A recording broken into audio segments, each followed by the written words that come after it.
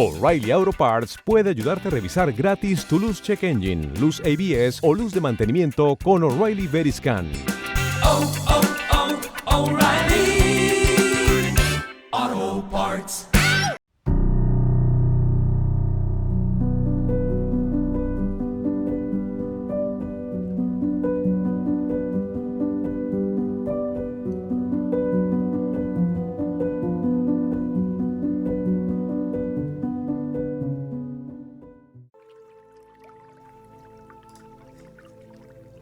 Hay momentos en la vida en los que un gesto cobra muchísima más importancia de lo que pudiera parecer. Y en el funeral de Steve Jobs, ese gesto no fue un bonito discurso pregrabado, o una gran estatua, o un sofisticado objeto de diseño. Ese gesto fue un regalo. Cada persona que asistió a la ceremonia recibió una pequeña caja marrón. Y dentro, un libro. Autobiografía de un yogi, de Paramahansa Yogananda. Para muchos fue una increíble sorpresa. ¿Por qué este libro?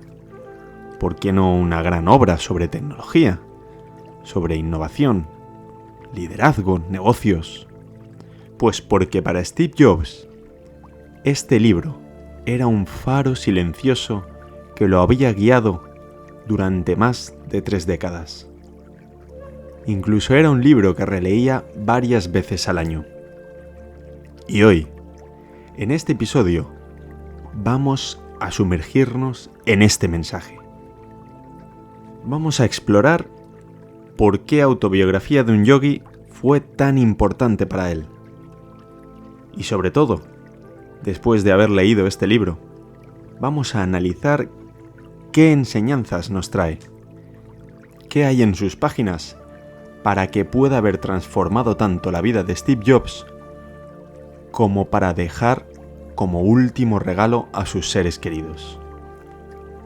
Bienvenidos a Lo Desconocido, soy David Barberá y damos comienzo a esta nueva temporada cargada de misterios, cargada de reflexiones, cargadas de secretos, no tan secretos, pero tengo ahí preparados un par de programitas sobre salud y sobre cosas que quizá no son tan conocidas y por eso me apetece introducirlas en este podcast de Lo Desconocido. Y como siempre recordaros que podéis seguirme en YouTube, @David Barberá, en cualquier red social como David Barberá G. Y por supuesto, para cualquier consulta, duda, cuestión, podéis contactarme por privado en lodesconocidopdcast@gmail.com. Pero vamos a sumergirnos ya en este episodio y vamos a explorar por qué Autobiografía de un Yogi fue tan importante para Steve Jobs. Steve Jobs es recordado como un grandísimo innovador, un genio del diseño, un visionario empresarial. Pero detrás de esa imagen pública había otra historia. Estaba la historia, pues, que un poco tenemos todos, la de un joven inquieto, profundamente insatisfecho con las respuestas del mundo material, del mundo más inmediato, de todo el ruido de alrededor. Y poco después de su adolescencia, Steve Jobs se vio atraído por la espiritualidad oriental. Y fue a la India no en busca de tecnología o técnicas secretas, sino en busca de algo más, algo que pudiera completarle. Así que este libro para él fue como una revelación. En palabras de Yogananda, Jobs encontró algo que ningún otro gurú moderno, ningún empresario y ningún intelectual le había ofrecido. Y era una mirada sincera. Eso que a veces nos hace falta a todos, ¿verdad? Y desde entonces, desde ese momento, cada año, como un ritual, Steve Jobs volvía sobre las páginas de este libro cuando necesitaba reencontrarse consigo mismo, cuando estaba frente a una decisión difícil, e incluso en momentos importantes de su vida. Pero bien, este libro, Autobiografía de un Yogi, no es una biografía convencional. Es un viaje, es un puente entre dos mundos. Es verdad que Yogananda narra su infancia, su búsqueda de maestros, su encuentro con Yukteswar, algunas experiencias espirituales profundas, y habla de distintos sucesos de los que ha podido ser testigo a lo largo de su vida. Pero vamos directos a tinta. Yogananda comienza casi con una enseñanza radical. El ser humano no es un cuerpo con alma, sino un alma que tiene un cuerpo. Esta frase no es meramente poética, como se puede percibir por el tono general del libro, sino es una revolución ontológica. Es decir, el alma no es una parte de nuestro ser, es nuestra esencia. Todo lo demás, nuestro cuerpo, nuestra personalidad, nuestra mente divagante, nuestras emociones, son simplemente envoltorios, expresiones, herramientas, reflejos, destellos y representaciones de lo que en esencia todos llevamos dentro, todos compartimos y todos somos. Lo curioso de esta idea es que es una idea que resuena en múltiples tradiciones. En el hinduismo es el Atman, el yo profundo e inmortal, idéntico en su esencia al Brahman, la totalidad divina. Es curioso porque en el cristianismo, alguna frase seguro que os ha llevado a pensar en esta filosofía, me gusta decir filosofía cuando me refiero al cristianismo. San Agustín escribe: no salgas fuera de ti, entra en ti mismo. En el interior del hombre habita la verdad. Pero sabemos que esto no lo decía por una cuestión mística, por una cuestión de que Dios como un ser ajeno a nosotros habita dentro de cada uno, sino de verdad iba a la esencia de lo que transmiten sus palabras, de que dentro de cada uno de nosotros habita la verdad, habita el ser. Es el conócete a ti mismo del templo de Delfos, tantos siglos antes de estas palabras de San Agustín. En la tradición sufí, Rumi dice unas palabras muy parecidas a las que escribe Yogananda al inicio de su libro, y me gustan mucho especialmente. Dice: no eres una gota en el océano, eres el océano en una gota. Y Jobs, enfrentando su propia mortalidad, releía una y otra vez este texto, porque entre el ruido del éxito, entre el ruido de lo comercial, de lo material, de lo inmediato, debía recuperar que lo esencial era la permanencia del alma. Y este libro le recordaba que él no era simplemente la persona detrás o encima o a la cabeza de Apple, sino que era un viajero del espíritu. Otro de los pilares a los que Steve Jobs se agarraba de este libro, y es algo en lo que Yogananda insiste a lo largo de su escritura, es uno de los pilares de toda la tradición oriental: la meditación. Pero no una meditación como relajación o autoayuda moderna, porque estamos siendo testigos de esa nueva espiritualidad, de ese nuevo despertar, de meditaciones de 3 al cuarto y dietas que hacen más mal que bien. Yogananda presenta la meditación como una disciplina milenaria para experimentar la verdad. No para reflexionar, para relajarse, para evadirse, para la ansiedad o para... No. Era una manera de poder ser testigos de algo más, de poder trascender, de poder ampliar o derribar nuestros límites. Y lo que enseña es el Kriya Yoga. Esta es una técnica de respiración, concentración y expansión de la consciencia.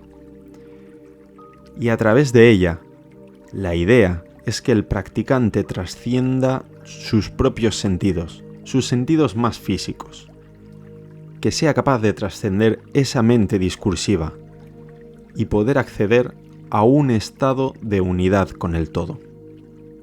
Platón, curiosamente, decía que la filosofía era una preparación para la muerte. Y en esencia, cuando uno se pone a leer acerca del Kriya Yoga, lo que busca esta meditación tan profunda es el arte de morir. El arte de morir a lo superficial, no para renacer en algo más real, sino para vivir en comunión y en unión con el todo, con el uno, con el ser, como cada uno queramos definirlo. Heidegger también intuía que algo de esto podía contener verdad cuando decía que vivir auténticamente era vivir hacia la muerte, desde la consciencia hacia la plenitud. En esta meditación, uno no busca placer y respuestas. Simplemente lo que busca es silencio. Un silencio que paradójicamente es fecundo. Y es desde ese vacío de donde puede emerger todo lo demás. Steve Jobs lo comprendió perfectamente.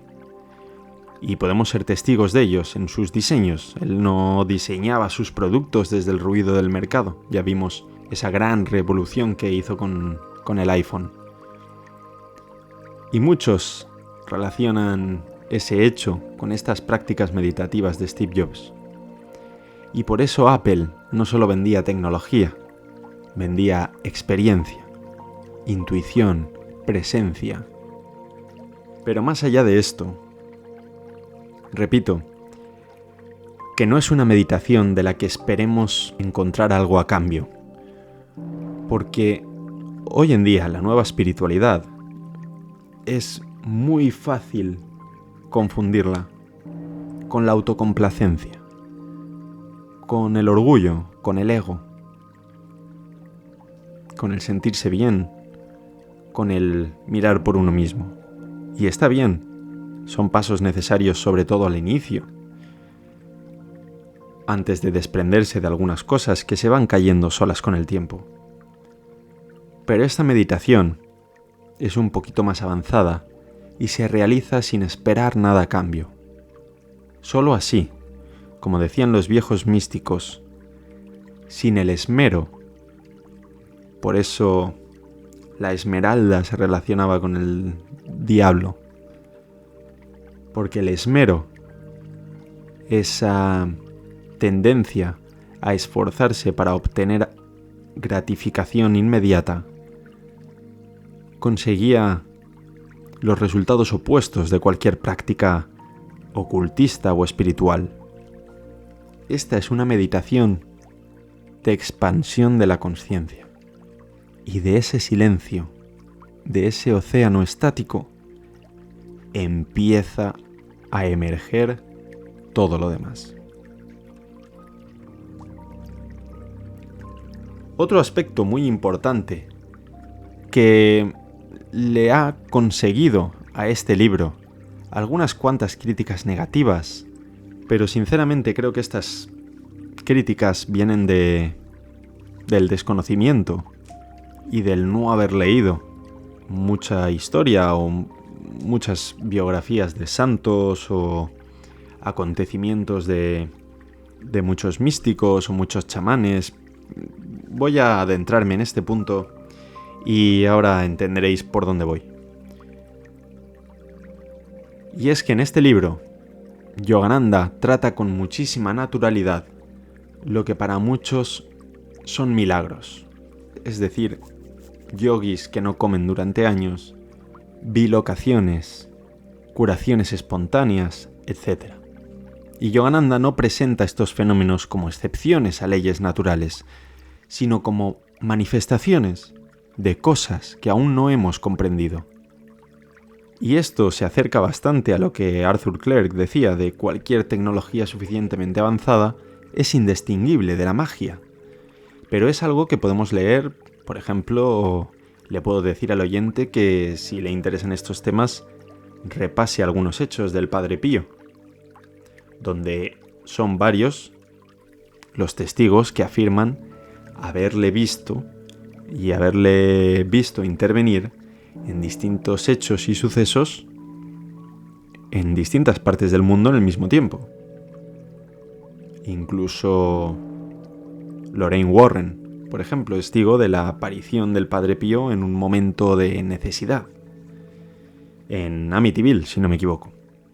Así que Yogananda no trata esto como un gran espectáculo o ideas rocambolescas para vender más o crear polémica. Simplemente lo que pretende es una ruptura de la visión mecanicista de lo que entendemos como real. Un recordatorio de que nuestra conciencia es capaz de crear, modelar y transformar la realidad. Y esto converge directamente con el budismo zen, que nos enseña que la mente es como la luna reflejada en todas las aguas. Y Steve Jobs, concretamente, encontró en estas historias algo más que algo curioso. Y para nada estos milagros alejan a Yogananda de la ciencia más estricta, digamos, de alguna manera. Porque como Einstein, por ejemplo, Yogananda no desprecia la ciencia, al contrario, y la admira. Cree que la religión sin ciencia es ciega y que la ciencia sin religión está coja.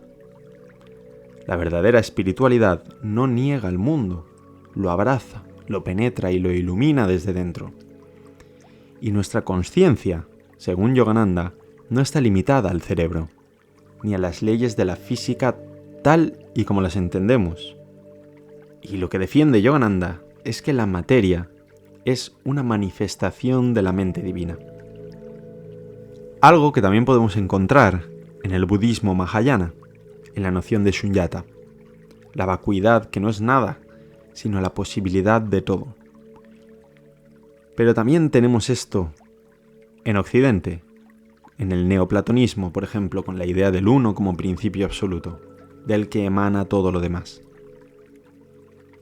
Otra de las ideas que me he encontrado en este libro, y que me encaja con mis últimos años de estudio e investigación, en el que muchos oyentes ya sabrán que he tenido el privilegio de tener 2 veces en este podcast a Raymond Moody, y es la defensa de que la muerte no es el final.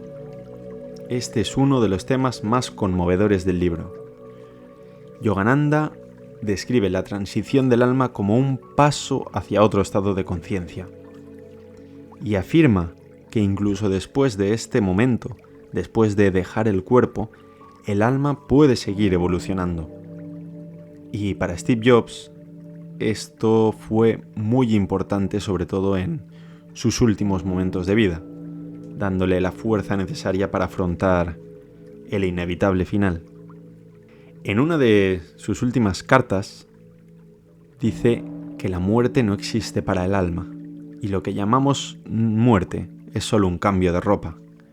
No sé si recordarán nuestros oyentes que yo muchas veces digo que la muerte no es lo contrario a la vida, sino lo contrario al nacimiento.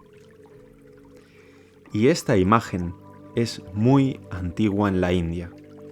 Aparece en los Upanishads, en la Bhagavad Gita, y esta visión de la muerte transforma nuestra propia vida. Yo os puedo hablar de primera mano, alguna vez he hablado de ello en algún programa, pero esta manera de entender la muerte es completamente trascendental para vivir con otra actitud, de otra manera. Y a quien le interese este tema, invito a acudir a los podcasts que hay entrevistando a Raymond Moody, a la revista de Lo Desconocido que ha salido este mes, donde he publicado la segunda entrevista a Raymond Moody y muy pronto subiré al podcast. Y podréis adentraros un poquito más en qué nos espera una vez crucemos al otro lado.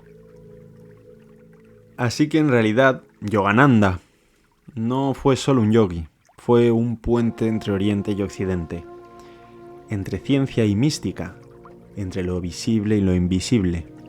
Y este libro, como decía al inicio, no es solo una autobiografía de un señor que le ha dado por contar su historia, sino que es un mapa. Y tal vez, por eso precisamente, Steve Jobs lo leía varias veces cada año. No era porque no se acordara de lo que había leído, sino porque era su manera de mantener una constante y poder volver a ese lugar, a ese centro. Porque cuando uno toca la verdad, ya no quiere acumular más datos y datos y datos. No quiere ruido, no quiere parafernalia. Lo que quiere es volver a casa. Y como escribió Rumi, no te detengas en la puerta. Entra. La morada que buscas está dentro de ti. Y hay libros de los que de verdad se pueden sacar muchas cosas, libros que informan, libros que entretienen, pero muy pocos transforman. Y este precisamente transformó a Steve Jobs. Steve Jobs no era un místico tradicional del que podamos decir que su vida era ejemplar para el despertar, pero comprendía como Heráclito que todo fluye y que la materia cambia y que el mundo visible está en constante devenir, y por eso encontró en Yogananda y en este libro esa brújula para no perderse entre tanto ruido y entre tanta luz de feria. Pero Yogananda no enseñó más que Plotino aquí en Occidente o que Nagarjuna en Oriente. Y es que detrás de todo, detrás de la apariencia de lo múltiple, de la perspectiva, de los puntos de vista, hay una única realidad. Que la verdad es uno y que el ser está en todos nosotros. Así que en realidad, hoy no hemos hablado simplemente de un libro, no hemos hablado de la vida de Yogananda, ni de Steve Jobs, sino de la verdad, simplemente de que la verdad no se puede explicar, pero que a veces logramos experimentarla de una manera u otra, y cada uno la encuentra donde puede, donde se le presenta, porque la verdad es y está en todas partes.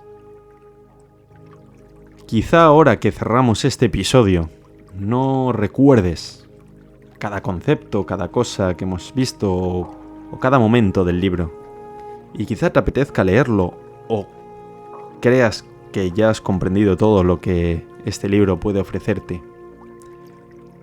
Pero si algo dentro de ti se ha visto, comprendido o despertado, o te ha sugerido preguntas,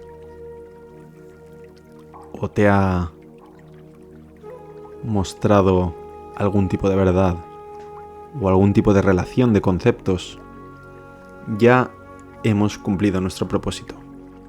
Porque en un mundo que nos empuja hacia afuera, hacia el ruido, hacia la velocidad, hacia la creación, hacia el consumo, detenernos a escuchar lo profundo ya es en sí mismo nuestro propio acto de libertad.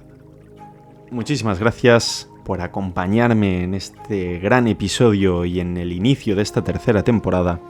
Recordaros que podéis seguirme en @DavidBarberaG en cualquier red social, en YouTube, mi canal de David Barberá,